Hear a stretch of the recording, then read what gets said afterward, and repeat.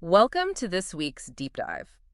Now, if you or maybe someone you care for lives with gout, you really know it's so much more than just like a minor ache or a bit of stiffness. Absolutely. It's a whole different league of pain. Exactly. We're talking about that sudden, sometimes just blindingly excruciating pain that can hit you completely out of the blue. Mhm. The kind that, makes putting any weight on the joint impossible. Walking, forget about it. And sometimes, like even the lightest touch, maybe just a bed sheet. Yeah, it can feel like torture. It's incredible sensitivity. It really is. And this isn't just, oh, I'm uncomfortable. It can totally wreck your mobility, right? Yeah. Force you to take time off work, make simple things, just getting dressed, feel like climbing a mountain. And that impact, it ripples outwards, doesn't it? Yeah, It's not just the person in pain. Caregivers, partners, family, friends, they see the suffering. They feel worried, maybe a bit helpless. totally. And layered on top of all that physical agony is the frustration, the confusion, that feeling of being, well, frankly, overwhelmed by all the rules. What can I eat? What can I drink? Am I going to trigger another attack? That feeling is so common. Being overwhelmed, navigating this minefield of potential triggers, Yeah. while also feeling maybe a bit deprived, like all the fun stuff is off limits. Yeah, like life has to become bland now. Exactly. And it's so easy to buy into that myth that a gout-friendly life means a boring, restrictive life. Oh, But honestly, understanding the actual science, what's really going on, especially with diet and drinks, that's the key. okay. Let you cut through the noise, Uh-huh. bust those myths that just won't die, and actually make choices based on solid evidence, not just fear or some outdated advice someone gave you once. So our mission today, then. Our mission is to really dig into this, separate the facts from the fiction, especially around that big one beer, Yeah. and show you that managing gout effectively. It can involve discovering some surprising things, finding alternatives you actually enjoy, and really, truly regaining a sense of control. Yeah. And maybe even some pleasure. I love that. Regaining control and pleasure. Okay, let's do it. We're going to unpack the science, look at some honestly eye-opening research, explore some real, tangible solutions you can use now, and Yeah. even share a genuinely tasty recipe. Because managing gout through diet does not have to mean sad meals. Agree more. So let's dive right in. Let's tackle that big one, the elephant in the room for so many gout discussions, beer. Okay, let's do it.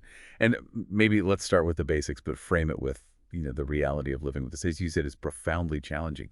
That sudden, intense pain, often the big toe, but really, it can hit any joint just appearing out of nowhere. Yeah. It can completely sideline you. Makes moving, even slightly, just agony. Imagine waking up, can't put your foot down, the joints all swelling, red, hot. It's not just a few hours either, is it? A bad flare. Oh, a bad flare can go on for days, even weeks, making work impossible, seeing friends difficult, just getting around the house a struggle. That level of unpredictable pain, that disability, it understandably causes a lot of anxiety, a lot of frustration for everyone involved. Okay, so at its core, what's happening biologically? Right. So gout is a type of inflammatory arthritis. It's caused by having high levels of uric acid in your blood, consistently high. Yeah. Now, our bodies naturally make uric acid when they break down substances called purines. Purines. Okay, I've heard that word a lot in relation to gout. You definitely will have. Yeah. Normally, our kidneys filter this uric acid out of the blood and we get rid of it in urine.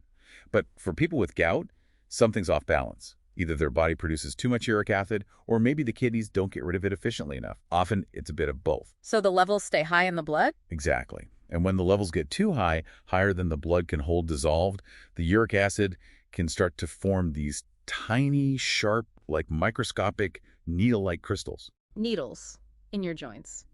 Okay, that sounds pleasant. Not exactly. These crystals then tend to deposit in and around the joints, especially in cooler parts of the body, like the feet.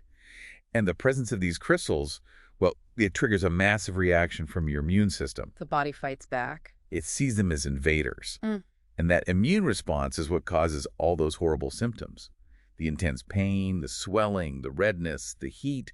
It's basically your body launching an all-out inflammatory attack against these crystals camping out in your joints.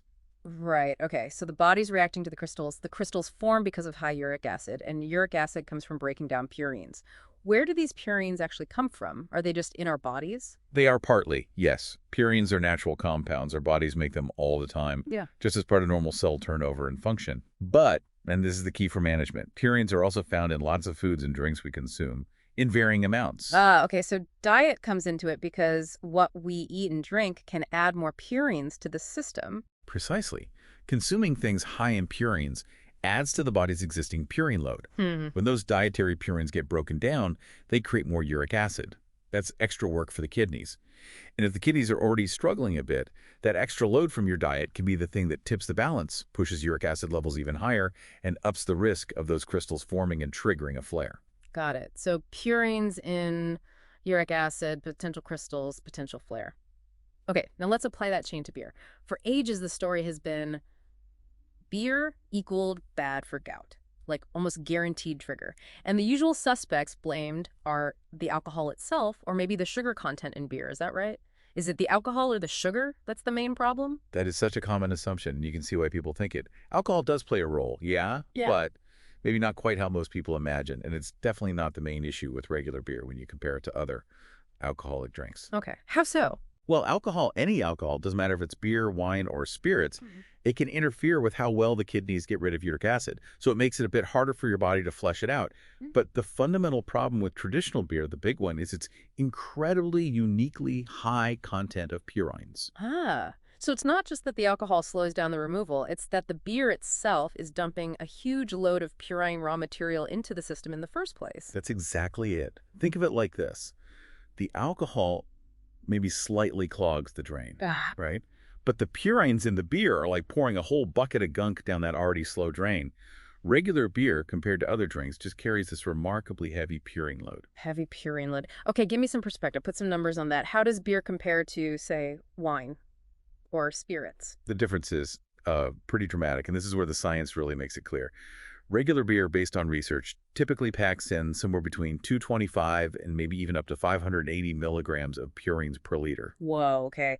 225 to 580? How does that compare? Well, look at wine. Much, much lower. Usually somewhere between, say, 13 and 30 milligrams per liter. 13 to 30. Compared to potentially over 500, that's huge. It is. And spirits, like vodka, gin, whiskey. Even lower, typically between just zero point 0.7, so less than 1, and maybe 26 milligrams per liter. Wow. Okay, just hearing those numbers makes it crystal clear, pardon the pun, beer is in a totally different league for purines, orders of magnitude higher. Absolutely. And that massive difference in purine content, that's the crux of it. When you drink regular beer, you're flooding your system with purines that your body has to turn into uric acid. Yes, the alcohol makes it a bit harder to clear out uric acid, but it's that huge influx of new uric acid building blocks from the beer's purines that really drives the risk up. And the sugar, is that a factor at all? Honestly, in most traditional beers, the sugar content is pretty low compared to, say, sodas or fruit juices. It's really negligible in the gout context. It boils down to the purines. They're what make regular beer uniquely problematic for people managing gout. Okay, myth busted then. It's not primarily the alcohol slowing excretion or the sugar. It's the massive purine payload inherent in beer itself. That's the main villain. That's the main villain, yes. Okay, so focusing on purines leads to some, well, really surprising twists. Because if purines are the issue, you'd think logically, okay, non-alcoholic beer must be fine then, right? Take out the alcohol, take out the risk. But the research suggests that's often not the case at all. This is where it gets really, really fascinating and honestly quite confusing for people trying to do the right thing. You'd absolutely assume taking the alcohol out would solve the problem for gout. But studies show that many, maybe even most, common non-alcoholic beers could actually be worse for gout than the regular alcoholic versions. Hold on, worse. Many non-alcoholic beers are worse than regular beer for gout. How on earth does that work? Taking the alcohol out makes it more risky. That sounds completely backward. It does seem totally counterintuitive, you're right. But the why is in the manufacturing. How do they get the alcohol out?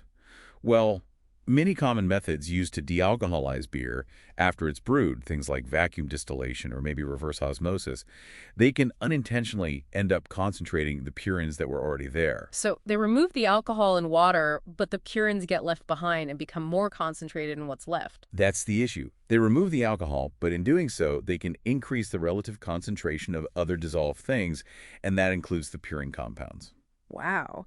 So someone trying really hard to manage their gout, choosing non-alcoholic beer, thinking it's the safe bet, could actually be unknowingly increasing their purine intake compared to a regular beer. That's a huge potential pitfall. It is. It's a perfect example of why you need to understand the underlying issue, not just the obvious one. just removing alcohol doesn't fix the purine problem in beer. It really highlights why just focusing on is it alcoholic isn't enough. You have to look at the purine profile of the final drink. Okay, so the process matters immensely. It does. Now, thankfully, there is a really important exception here, a bit of a lifesaver we'll get to soon. Specific Japanese beers engineered to be zero purine. They sidestep this exact problem. Okay, good. Definitely want to circle back to the actual solutions. But first, this whole idea that it's the purines in beer driving the risk, making it different from other drinks, this is backed up by big studies, isn't it? Let's talk about that huge UK biobank study. Over 330,000 people followed for almost 12 years. What did that massive data set reveal about beer and gout? Yeah, the UK Biobank study is really significant because it's just so large and ran for so long. Tracking that many people for over a decade gives you really solid data, helps to filter out the noise from other lifestyle factors, and the findings on beer. Very clear. They strongly backed up this purine connection. What did they find specifically? They found that beer consumption increased the risk of gout flares at basically any dose they measured in that population, and they even quantified it. They found a significant 55% higher risk of developing gout for each daily pint of beer consumed. 55% higher risk per pint per day. Wow. That really puts a number on the danger, doesn't it? It's not a tiny maybe risk, that's substantial. It absolutely quantifies the impact very clearly. It's direct, strong evidence linking regular beer drinking to more gout. And what makes that same study even more interesting is what it found about other types of alcohol. Right. How did wine and spirits fare? Well, while beer showed that strong link to increased risk, the study actually found something surprising about red wine. Light consumption of red wine specifically seemed to be potentially associated with a lower risk of gout flares. Lower risk from red wine. So maybe a little bit is actually protective. That completely turns the all alcohol is bad idea on its head. It was definitely one of the standout findings. Now, they don't fully understand the mechanism, why that might be, but this observation really reinforces the idea that it's not just the alcohol molecule itself driving the risk across the board. It's about the other compounds in the drink. So in beer, it's the purines causing the problem. Exactly. Overwhelmingly the purines. With red wine, maybe it's something else in there, perhaps antioxidants, other compounds that might have some kind of beneficial effect, maybe on uric acid levels or inflammation. We don't know for sure yet. But the key takeaway, especially looking at beer versus wine in this huge study, is that the high purine load in beer is definitively linked to a much higher gout risk, making it very different from low purine drinks like wine. Okay, so the big picture from that massive study. Regular beer, significantly higher gout risk due to purines. Wine is much lower risk, maybe even slightly beneficial in moderation. That is absolutely crucial info for anyone trying to navigate this, maybe wanting to enjoy a drink sometimes without triggering agony. It changes the game from avoid everything to make smart choices based on what's in the drink. It really does. It moves us from a kind of blunt instrument approach, just ban everything, to a more nuanced understanding. Knowing why certain things are risky empowers you to choose differently. Knowledge is power, truly. And speaking of knowledge and progress, there's some genuinely exciting news bubbling up from the science world, something that offers real hope, especially for beer lovers stuck in this gout dilemma. Tell us about this breakthrough involving mushrooms. Yeah, this sounds almost like science fiction, but it's real. Japanese researchers have made a fantastic discovery. They've developed a special enzyme, and they get it from Agaricus bisporus mushrooms, which are just your common button mushrooms you see everywhere. Button mushrooms, seriously? Seriously. The genius part is how they use this enzyme. They add it during the brewing process itself while the beer is actually being made. Okay, so they're not trying to filter purines out later, which we know can be tricky. They're using this mushroom enzyme to tackle the purines right from the start as the beer ferments? That's exactly the idea, and the results they're reporting are pretty impressive. By using the specific enzyme during fermentation, they can significantly slash the purine content in the final beer. The studies are showing reductions of over 33%. Over a third of the purine's gone? Just by adding this enzyme during brewing. That feels like a much smarter way to handle it than trying to strip them out afterwards. It really does seem to tackle the problem at its root. But what's maybe even more exciting for someone who actually wants to drink the beer is that the research suggests this enzyme doesn't mess with the quality. It seems to maintain the beer's flavor profile so it still tastes like beer. Okay, that's crucial. And interestingly, almost like a little bonus, the enzyme's action can actually slightly increase the alcohol content, usually by around 3.6% or so. Wow. So you get a beer that tastes like beer, has the alcohol you'd expect, but has dramatically fewer purines thanks to an enzyme from a humble mushroom.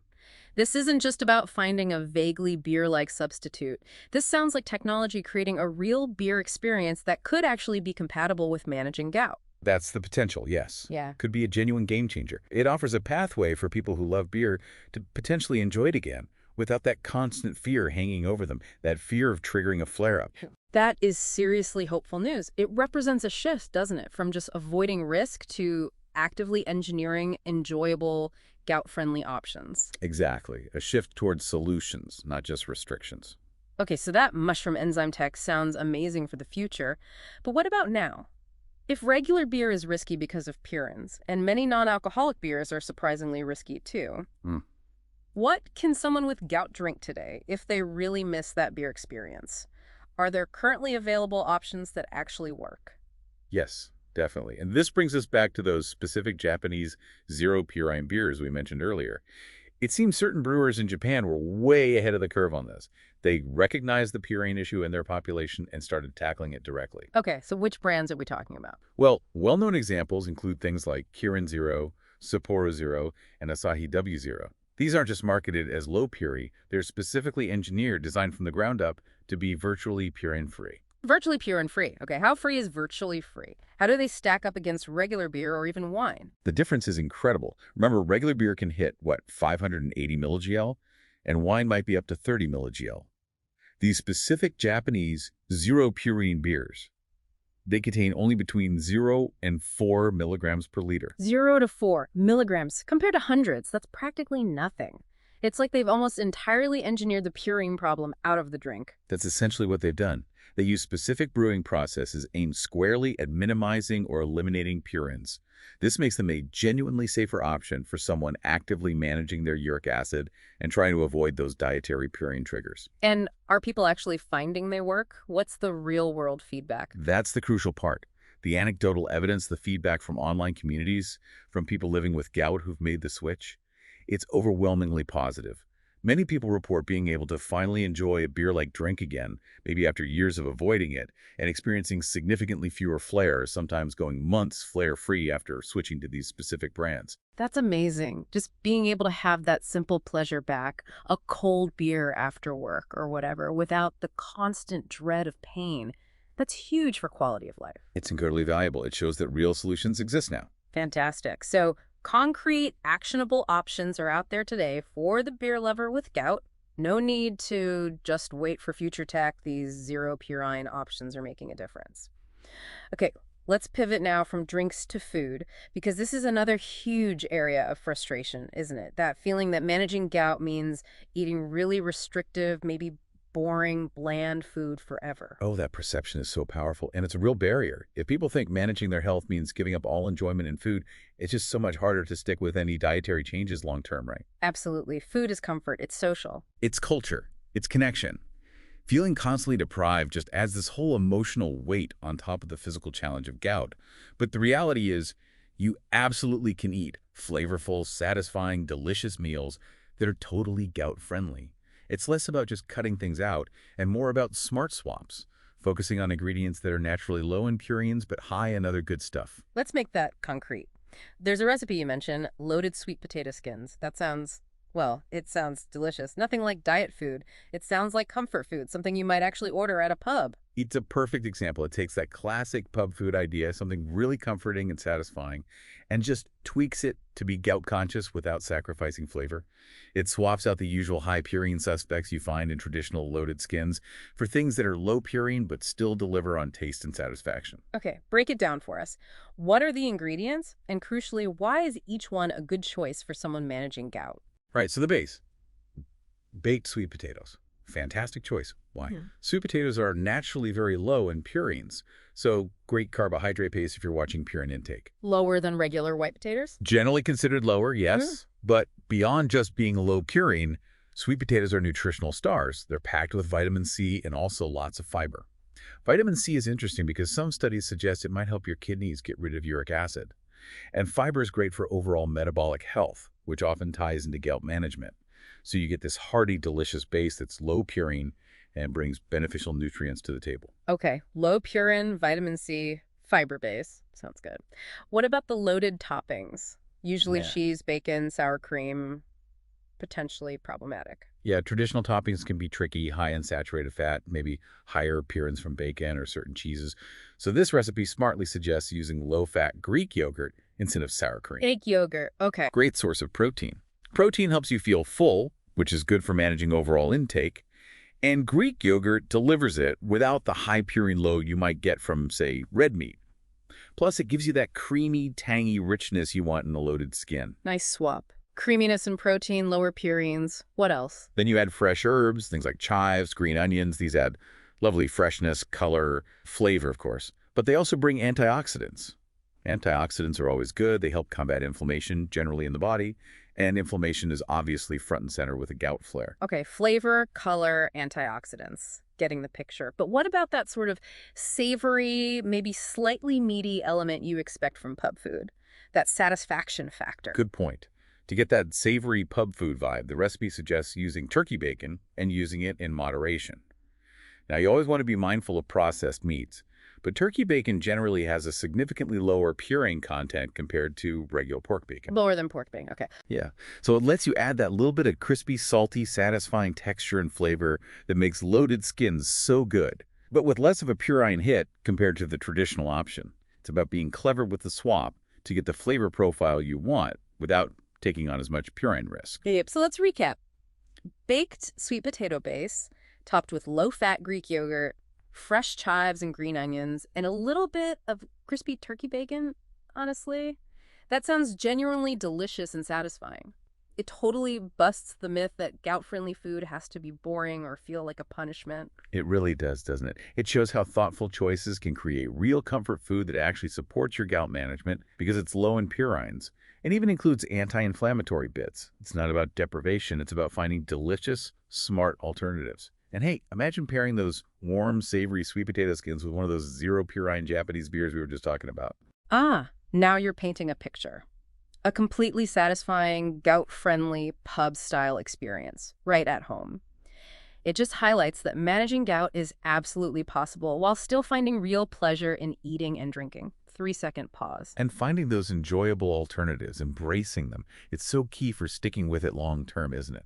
Maintaining a positive relationship with food and drink, even with a chronic condition, it's about feeling empowered, not just restricted. Definitely. Okay, so we've talked triggers, we've talked delicious alternatives for drinks and food, but, life happens outside the kitchen, social situations, going out to a bar, a restaurant, a party, maybe just visiting friends. These can be really tricky, can't they? There's the stress of navigating menus, drink lists, Oh, yeah. and maybe even a deeper anxiety, right? The fear of actually having a flare-up start when you're out, maybe far from home, especially if mobility is already sometimes an issue. That sounds terrifying.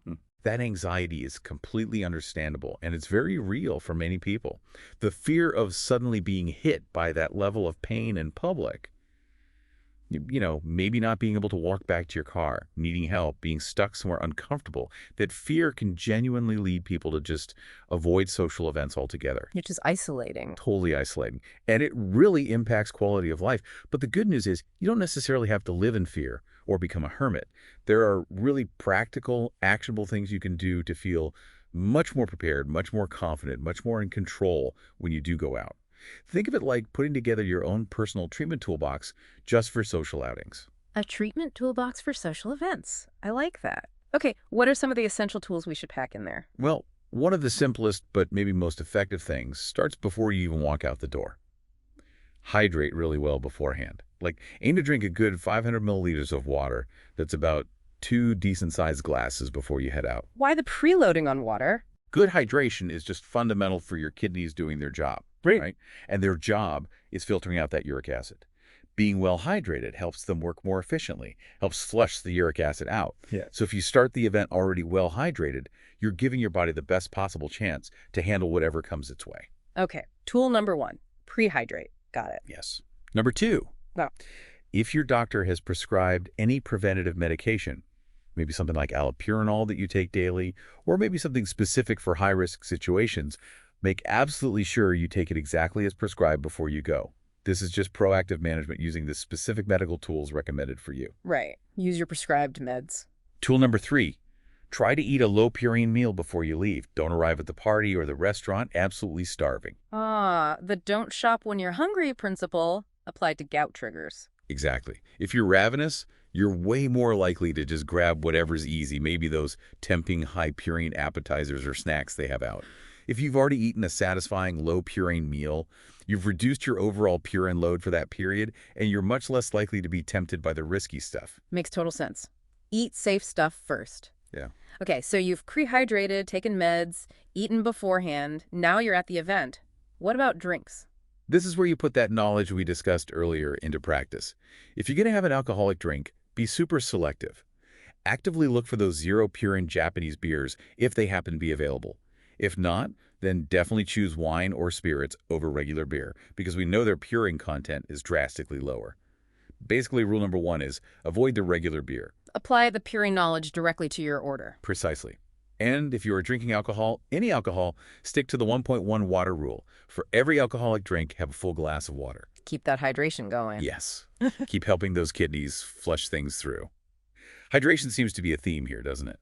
It really does. Before, during, presumably after, too. Definitely after, but also during, be really aware of common high-purine food traps, especially things often served as bar snacks or starters. Shellfish is a big one, shrimp, mussels, scallops, generally very high in purines, and organ meats, if they show up in things like pate or certain sausages, avoid those like the plague. They are notorious purine bombs. Just knowing those specific high-risk categories helps you scan the menu or buffet table more safely. Okay, watch out for shellfish and organ meats. Got it. And yes, absolutely extend the hydration to the end of the night. When you get home, have another glass or two of water before bed. Just keeps that flushing process going while you sleep. Okay, hydration, hydration, hydration. What else is in the toolbox? Anything for if, despite best efforts, you feel a twinge? Yes, this is crucial. Beyond prevention, you need to be prepared for intervention. And that starts with becoming really attuned to your own body. Learn to recognize the very earliest, sometimes subtle signs that a flare might be starting. Like what kind of signs? It varies, but maybe a joint starts feeling just slightly warm, or you get a weird tingle or a bit of unusual stiffness, maybe just a faint, dull ache before the real killer pain hits. Learning your personal warning signs is key. Why is catching it super early so important? Because if you catch a flare right at the very beginning, you can hit it hard and fast with your emergency medication, usually something like colchicine or a prescribed NSAID. Acting quickly, right at that first hint, can dramatically shorten the flare, reduce how severe the pain and swelling get. Ah, so it means less suffering, maybe less time being unable to move properly. Exactly. Less downtime, less impact, potentially stopping it from becoming a full-blown disabling attack. Quick intervention can make a massive difference to recovery time. Okay, so listen to your body for the whispers before the shout. And crucial to that, You need the ammo. The final, absolutely essential tool in the social event toolbox is your emergency kit. Have your prescribed flare medication colchicine, NSAIDs, whatever your doctor advised for acute attacks physically with you, in your bag, in your pocket. Having it instantly accessible means you can take it the second you feel that first sign. No delay.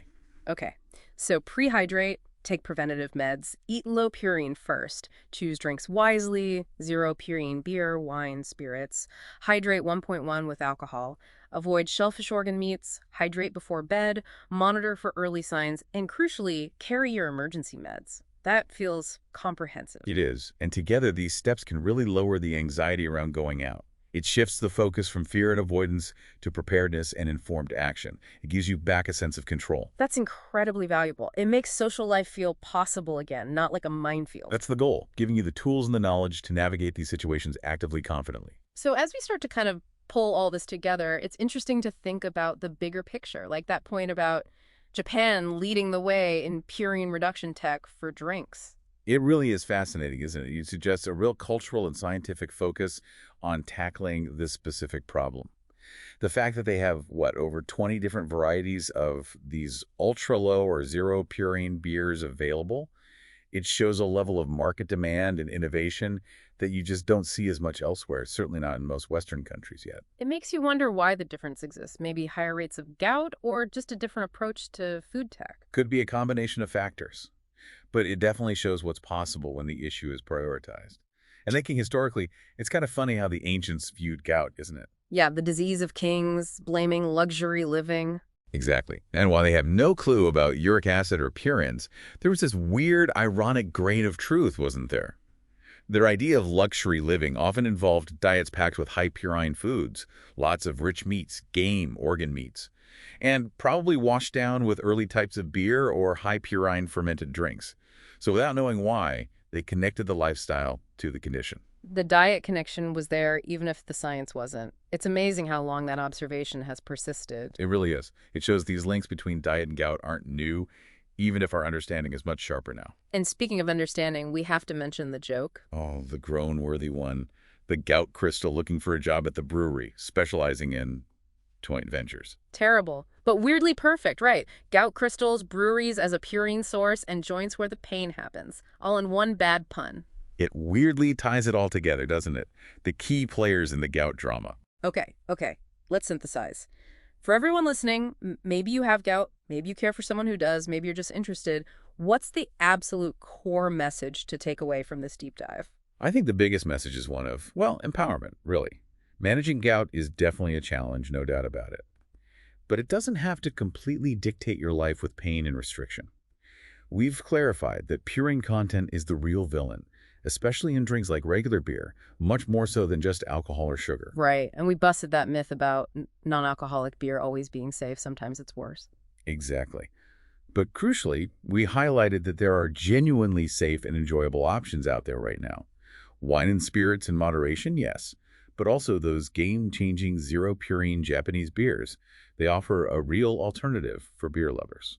And on the food front, managing your diet absolutely does not mean a life sentence of blandness. That sweet potato skin recipe proves that delicious, comforting, satisfying food is totally possible with smart, gout-conscious choices. Totally. And when you combine that knowledge, understanding purines, knowing your options with those practical strategies for handling social situations, the hydration, the meds, the informed choices, being prepared for flares, you can significantly reduce both the physical risk and the mental anxiety. It's about taking control, not just hoping flares won't happen. Exactly. It takes awareness, it takes effort, and we absolutely acknowledge the reality of that daily effort, but the potential to live a fuller life with less pain, more enjoyment, it's genuinely there. It's attainable with the right information and the right tools. And thinking about that progress, like that mushroom enzyme technology, it emerged relatively recently, and it's already showing such promise for making real beer gout-friendly. It makes you wonder, doesn't it? What other breakthroughs might be just over the horizon? Maybe better diagnostics, maybe new treatments with fewer side effects, perhaps even more food innovations, things that could make living with gout even easier, even less painful in the fairly near future. That pace of innovation definitely offers hope, even in areas you might not expect, like brewing enzymes. It suggests more solutions are likely coming down the pipeline. Well, thank you so much for joining us for this deep dive today. We really hope this conversation has brought some clarity, some practical tips, and maybe a renewed sense of possibility for anyone out there navigating the challenges of gout or supporting someone who is. Please do subscribe if you haven't already, and join us again next week for another deep dive. Remember, staying informed, making those conscious, empowered choices based on good information, that's your most powerful strategy. Absolutely. Remember, with knowledge and the right choices, you really can enjoy more of life, with less gout holding you back.